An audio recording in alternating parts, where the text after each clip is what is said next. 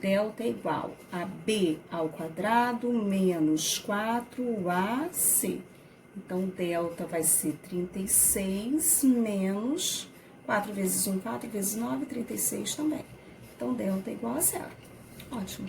Então, vamos lá para outra fórmula. X é igual a menos b mais ou menos raiz de delta sobre 2a. Então, x é igual a menos b. Tá vendo que o b era 6? Então, vira menos 6 mais ou menos raiz de delta, que é o zero, dividido por 2 vezes o a, que é 1. Então, vamos lá? Vou vir aqui para cima, tá? X é igual a menos 6, mais ou menos. Raiz de zero é zero, dividido por 2. Então, o que acontece aqui? A gente vai separar as raízes de novo, chamando de x1 e x2. Menos 6 mais 0 dá menos 6, dividido por 2 dá menos 3. Menos 6 com menos 0 dá menos 6 também, dividido por 2 também dá menos 3. Então, eu percebo aqui que a minha solução é só o menos 3, já que somar com 0 e subtrair com 0 dá no mesmo, ok? Essas, né, que a gente fez aqui, essas 3, são equações do segundo grau que são completas, ok? Já vou voltar nelas já já. A gente só vai relembrar um pouquinho as incompletas, né? Ah, professora, por que você falou que essa aqui é incompleta? Tem o A, tem o B, tem o C. Mas lembra que a gente comentou que eu só defino quem é o A, o B e o C quando ela estiver igualada a zero? Né? Ela não está igualada a zero. Então, eu percebo que mais 8, na hora que esse 8, que está depois do igual, passa para o primeiro membro, ele vem como menos 8. Então, aqui, ó, cancelo. Então, fica x ao quadrado mais 3x igual a zero. Então, aqui, né, tem o negativo na frente. Aqui eu vejo que elas são, essa equação é uma equação incompleta. Tem o A, que é menos 1, tem o B, que é 3, mas não tem o C. Olha, quando falta o C, lembra o que a gente faz? Quando falta o C, coloca em evidência. Eu sei que eu estou sendo repetitiva, né, porque eu já falo muito isso, mas é só para a gente lembrar mesmo, tá? Quando falta o C, a gente coloca em evidência. E uma das raízes vai ser zero, com certeza, lembra? Bom, aqui eu vou multiplicar por menos 1, tá? Porque o A é negativo, né? Deu vontade de fazer isso agora. Então, ó, x ao quadrado menos 3x igual a zero. Porque eu multipliquei por menos 1. E aí, colocando x em evidência, x ao quadrado dividido por x dá x, menos 3x dividido por x dá 3, igual a zero. Numa multiplicação entre dois fatores, onde o resultado dá zero, é porque ou o primeiro fator é zero, ou o segundo fator é zero. Ou os dois são zero, também tá valendo, né? Então, ó, x igual a zero já é resposta. Então, x igual menos 3 pulou para cá, mais 3.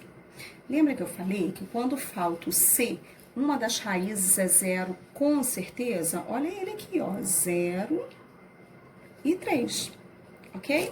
Agora, olha, a gente tem aqui uma outra equação, tá? Que é uma equação de segundo grau também, onde o A é 15, onde o B não existe, certo? O B é quem compõe o x, o B não existe. E o C é o menos 45. Olha, quando falta o B, né, a gente resolve colocando letra de um lado, número do outro. Lembra? E o que acontece com as raízes?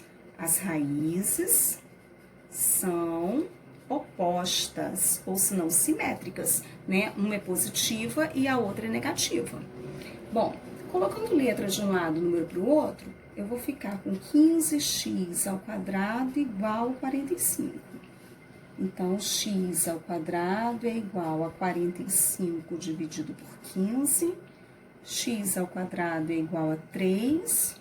X é igual a mais ou menos raiz de 3. Lembra que eu falei que as raízes são opostas ou simétricas, né? Que é a mesma coisa?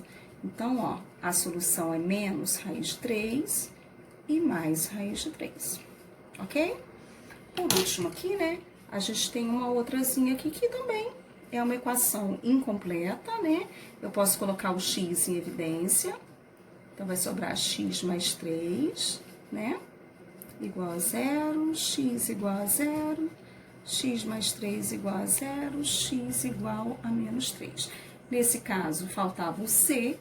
Quando falta o c, eu coloco em evidência, né? Que foi o que eu fiz. E uma das raízes é 0, com certeza. Olha o 0 aparecendo aqui, ó. Ok? Então, isso aqui foi para relembrar. Bom, o que eu gostaria mais de falar? Eu sei que tudo isso aqui vocês já sabem, porque a gente já viu. Mas a gente precisa voltar só um pouquinho aqui nas equações que são completas, né? Que eu determino o valor de delta. Olha, esse aqui, o valor de delta deu 4, lembra? Nesse aqui, o valor de delta deu menos 3. E nesse aqui, o valor de delta deu 0, certo? O 4, quando eu coloquei ele dentro da raiz, deu pra ver que a raiz de 4 é 2, pronto, acabou. Então, somei e subtraí com 2 e eu obtive, olha, duas raízes que são diferentes.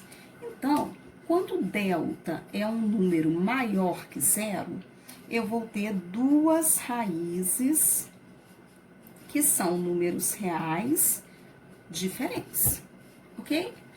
Quando delta é um número negativo, que eu coloco o número negativo dentro da raiz. Lembra que eu não posso ter um número negativo dentro de uma raiz que é uma raiz de índice 2, porque ela é uma raiz quadrada, né? Ela tem um índice par. Então, o que que faz? Eu não pude nem somar, nem subtrair pela raiz de menos 3. Então, eu não tive solução. Lembra? Então, olha, quando delta é um número menor que 0, eu não tenho raízes, tá? E quando delta é um número igual a 0? Olha, quando delta é igual a 0, somar pela raiz de 0, que é 0, e subtrair pela raiz de 0, que é 0, isso me dá dois números o quê? Iguais, porque somar um número com 0 ou subtrair um número com 0 dá no mesmo. Então, eu tenho, olha, uma única raiz. Então, quando delta é igual a 0, eu tenho uma única raiz. Olha, gente, eu tô acostumada a dar aula com vocês perguntando, né? Eu gosto de responder as perguntas. Para mim tá sendo difícil fazer isso aqui, porque, na verdade, a minha aula cresce com as perguntas, né? Então, eu espero ter sido clara. Vou colocar outro vídeo também para vocês darem uma olhada. Mas, a princípio, seria isso aí, né? Eu vou voltar daqui a pouquinho com outros, né? Com exercício aplicando isso, né? Que eu acabei de explicar, que é o delta maior que 0, delta menor que 0 e delta igual a 0, né? Induzindo uma resposta.